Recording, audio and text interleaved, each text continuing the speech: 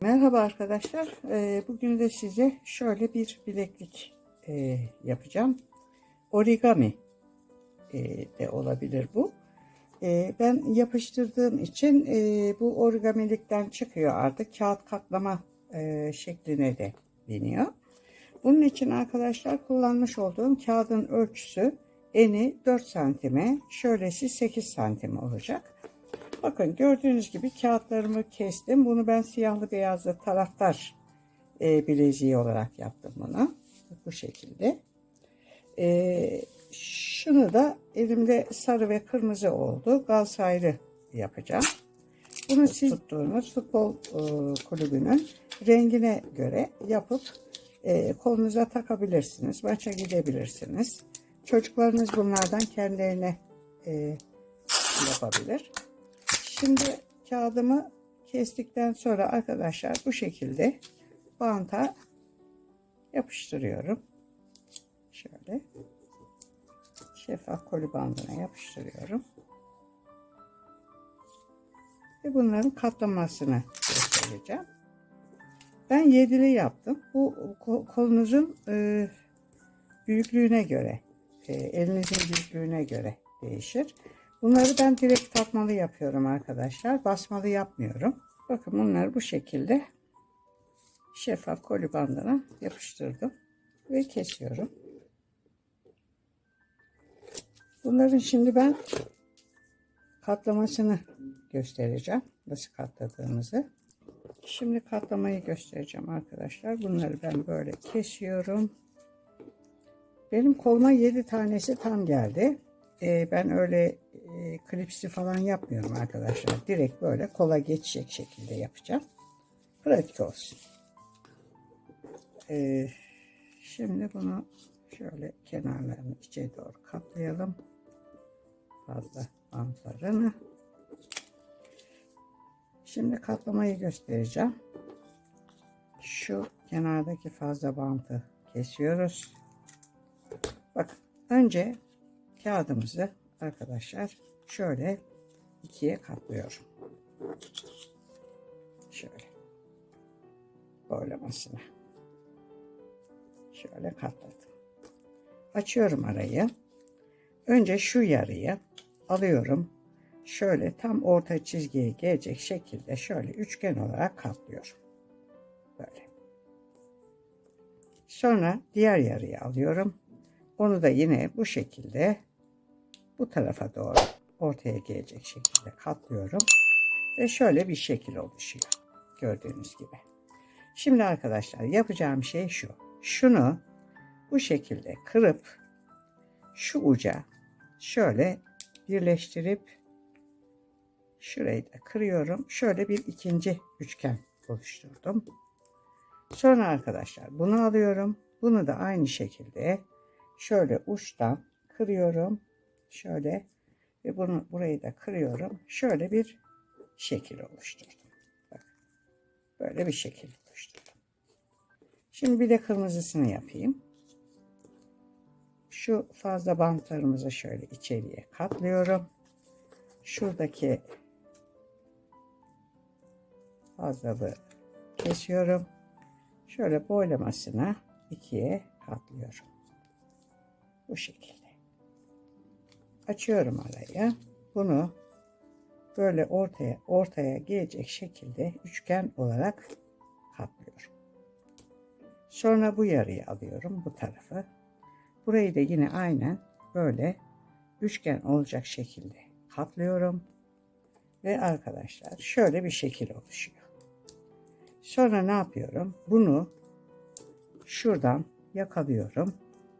Şu arayı kırıp şu uca getiriyorum. Ve bu şekilde bunu da şurası buruşuk olmasın. Düzgün kıralım. Şöyle üçgen yapıyorum. Sonra arkadaşlar bunu alıyorum. Bunu da yine şuradan köşeden yakalayıp şuraya gelecek şekilde şöyle katlıyorum. Şimdi bakın 2 tane rengimiz oldu. Şimdi şunlardan yapacağım. Şimdi arkadaşlar kağıdımızı biz bir de bunları birbirine bağlamak için şöyle 5 santim eninde 25 santim boyunda şöyle düz kağıt hazırlayacağız. Ve bu kağıdı şöyle ortadan ikiye katlayacağız. Bakın şöyle. Şimdi bu bizim bileziğimizin üstünde dolaşmış olduğu şerit olacak arkadaşlar. Mesela bunu siz isterseniz bir kurdelanın içine de takabilirsiniz. Ama ben kurdelayla yapmayacağım. Şimdi arkadaşlar bu unumuz hazır. Şimdi şu katladığım iki kağıdın şu sarıyı şu şekilde alıyorum. Bakın burada ben şuradan içeriye gireceğim. Şuradan. Şöyle. Şöyle gireceğim. Yani onun için bu yan taraflar şu kısımların açık olması lazım. Bu kısımların açık olması için şu şekilde tutuyorum. Sarım böyle duracak. Kırmızım bunun üstüne bu şekilde gelecek. Sarıyı önce yatırıyorum arkadaşlar. Tamam mı? Sonra kırmızıyı bunun üstüne yatırıyorum. Bu şekilde. Sonra buradaki bakın şurası açık kalıyor. Görüyor musunuz? Burası kapalı. Sonra bunu alıyorum. Bunun üstüne yatırıyorum. Ve arkadaşlar şunu yakalıyorum. Şu araya. Şu araya sokuyorum. Buradan şöyle içeriye giriyorum. Bakın. Bu şekilde arkadaşlar. Böyle. Şimdi bakın arası açık. Görüyor musunuz? Buradan şu şekilde rahatlıkla içeriye girebilir. Sarı altta kalacak. Kırmızıyı üste koyuyorum. Sarı altta kalacak şekilde şu vaziyette tutuyorum. Sarıyı yatırıyorum. Üstüne kırmızıyı yatırıyorum. Sonra tekrar sarıyı yatırıyorum. Arkadaşlar kırmızımı alıyorum. Nereye? Şu araya giriyorum. Şuraya. Bakın. Bu şekilde girdim. Gördünüz mü arkadaşlar? Bakın. Tam 7 tane kağıdımız oldu. Şimdi bunları bilezik haline getirmek için şu aralardan bu şekilde peş peşe içine sokuyoruz.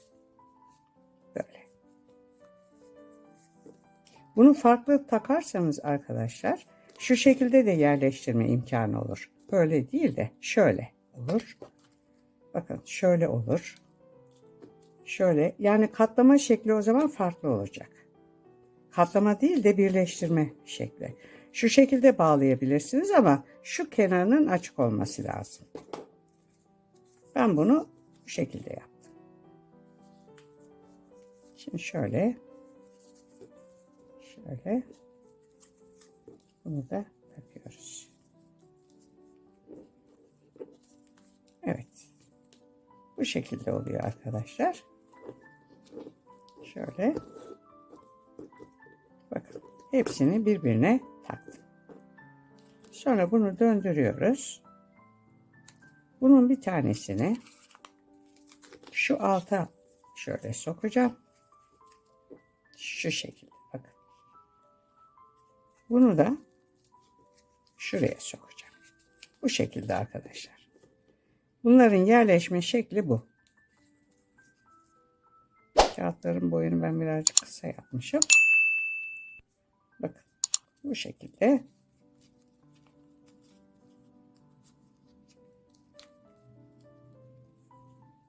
Bakın. Bakın arkadaşlar. Gördünüz mü?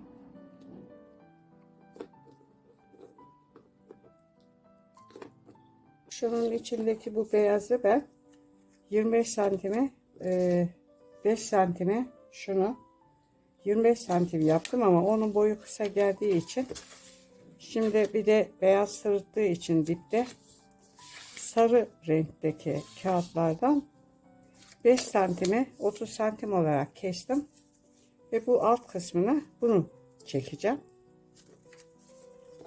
Yani şu beyaz sırıttı arkadaşlar. Bunu bu çıkardım.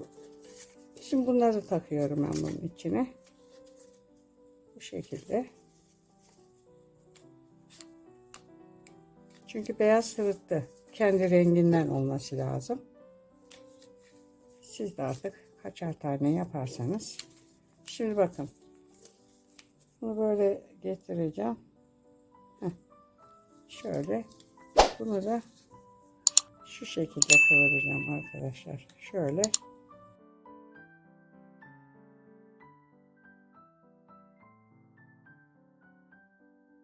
Şu kısmını kesiyorum. Ve bu şekilde içine geçiriyoruz. Şunun birini aşağı alta geçiriyorum arkadaşlar. Birini de şu üst kısmına geçiriyorum. Dilerseniz bunları tutkallayabilirsiniz. Çıkmasını istemiyorsanız. Dilerseniz böyle olur. Bu şekilde. Bakın. Bakın sarısı gözükse bile arkadaşlar görüyor musunuz? Kendi renginde olduğu için sırıtmıyor. Beyaz sırıtmıştı. Bakın gördüğünüz gibi taraftar bilezikleri bitmiş oldu. Videomu beğenmeyi, paylaşmayı, kanalıma abone olmayı unutmazsanız mutlu olurum. Bundan sonraki videolarda görüşmek üzere. Hoşça kalın.